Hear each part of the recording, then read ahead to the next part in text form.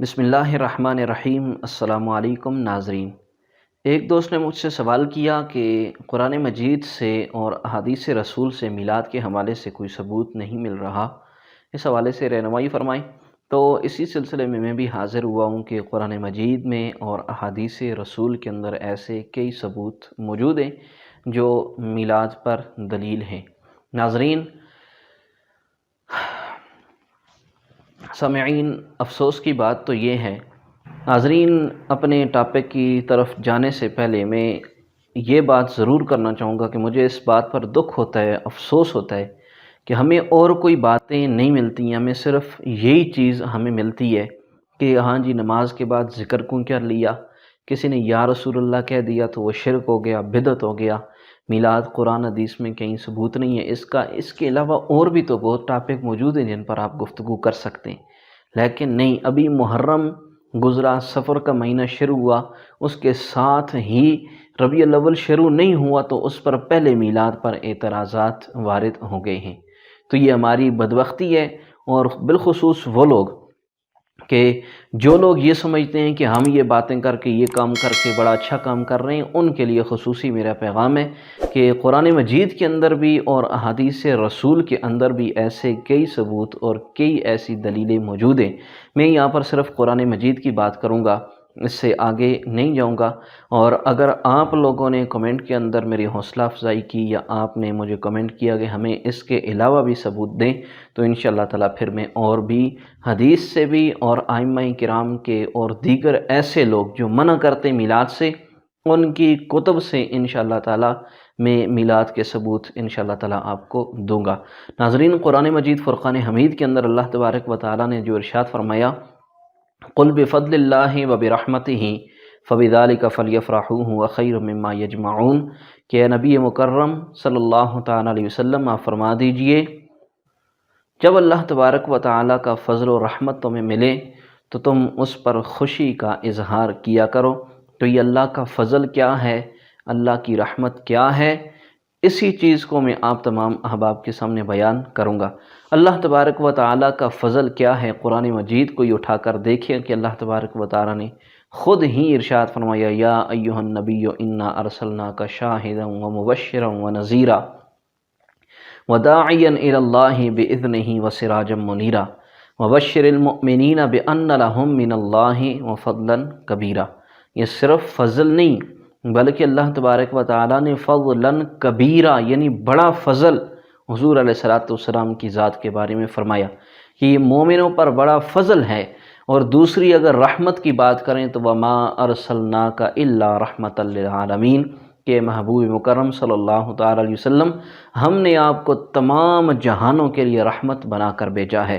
تو مجھے بتائیں کہ جس نبی کی وجہ سے آج ہم لوگ مسلمان ہیں، اور جس نبی کی وجہ سے ہمیں یہ کلمہ ملا ہے، اس سے بڑھ کر ہمارے لیے اور رحمت کیا ہوگی، اس سے بڑھ کر اللہ کا فضل ہمارے لیے کیا ہے کہ ہم اس پر خوشی کا اظہار نہ کریں تو ہم کیا کریں؟ ہم حضور علیہ السلام کی اس آمد پر خوشی کا اظہار کرتے ہیں۔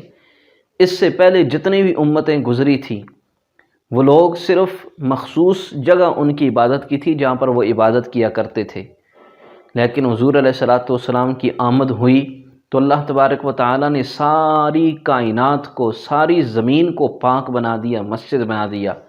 اب پہلے جو لوگ تھے، اگر ان کے کپڑوں کے ساتھ داغ لگ جائے تو وہ کپڑے کو کاٹ دیتے تھے۔ یہ رحمت رسول کا صدقہ ہے کہ اللہ تبارک و تعالیٰ نے ہمیں حکم دیا کہ کپڑے کو دھو تو کپڑا پاک ہو جائے گا۔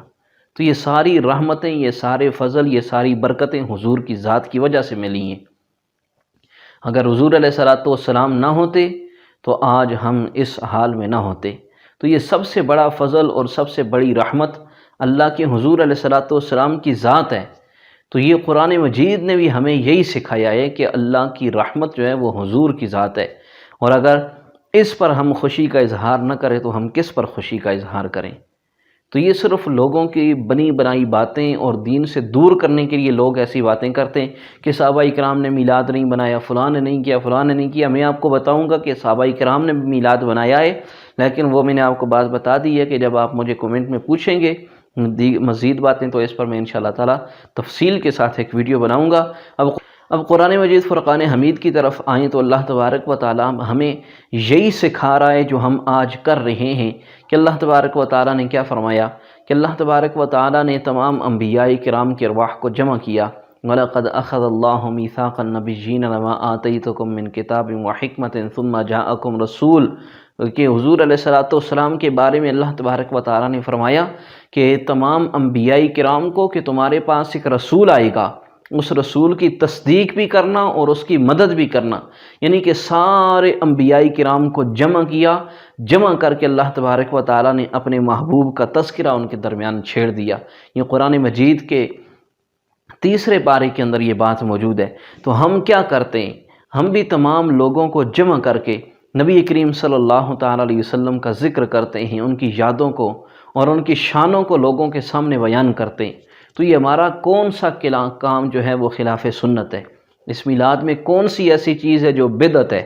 حضور علیہ السلام کی ثنا خوانی بدعت ہے، حضور علیہ السلام کی شان کو بیان کرنا بدعت ہے۔ اس میں ثبوت کیا چاہیے آپ لوگوں کو؟ اور دوسری بات کہ ہم اگر صرف ہمیں دین کے بارے میں یہ باتیں آتی ہیں کہ جی میلاد کرنا بدعت ہو گیا، شرک ہو گیا، یا رسول اللہ کہنا بدعت ہے، شرک ہے۔ اگر آپ دیکھیں کہ آج نون لیگ کا جلسہ ہو، پی ٹی آئی کا جلسہ ہو، کسی بھی تحریک کا جلسہ ہو، وہاں پر کیا ہوتا ہے؟ لوگ جمع ہوتے ہیں، نعرے لگاتے ہیں، اچھلتے کودتے، وہاں تو بدتمیزی ہوتی ہے اور خلاف شرع سارے کام ہوتے ہیں، گانے بجانے سب کچھ وہاں پر ہوتا ہے۔ اس وقت ہمیں فتویٰ یاد نہیں آتا، اس وقت ہمیں بدعت یاد نہیں آتی۔ تو میلاد کے جلسے میں اگر ہم لوگوں کو جمع کر کے حضور کی شان سنا دیں، اگر اس جلسے میں لوگوں کو حضور کی نعت سنا دیں، حضور کے نعرے لگتے ہیں وہاں پر، اللہ اکبر کی صدائیں وہاں سے جلسے سے اٹھتی ہیں، یہ بدعت ہے کیا؟ وہ گانے بجانے، وہ ڈھول ڈمکے، وہ بدعت نہیں لگتا آپ لوگوں کو؟ تو یہ صرف کیا میلاد کا جلسہ ہی بدعت ہے؟ تو کام دونوں ایک جیسے ہوتے ہیں، سیم کام ہوتے ہیں، لیکن ہمارے درمیان مسلمانوں کو گمراہ کرنے کے لیے سادہ لوگ جو مسلمان ہیں، جن کو کہہ دیا جائے ہاں یہ بدعت ہے، ایسا کام صحابی نے نہیں کیا۔ صحابہ نے کیا ہے، کیوں نہیں کیا؟ اس پر میں نے آپ کو کہا ہے میں مزید ویڈیو بناؤں گا، لیکن ہمارے ذہنوں کے اندر لوگوں نے یہ باتیں بٹھا دی ہیں جس کی وجہ سے آج مسلمان گمراہ ہو چکے ہیں۔ تو ناظرین، میں اسی پر اختتام کروں گا۔ یہی میرا آج کا پیغام ہے کہ لوگوں کی باتوں میں مت آئیں۔ حضور علیہ السلام کی ذات ہمارے لیے سب سے بڑی رحمتیں اور اللہ کا سب سے بڑا فضل حضور کی ذات گرامی ہے۔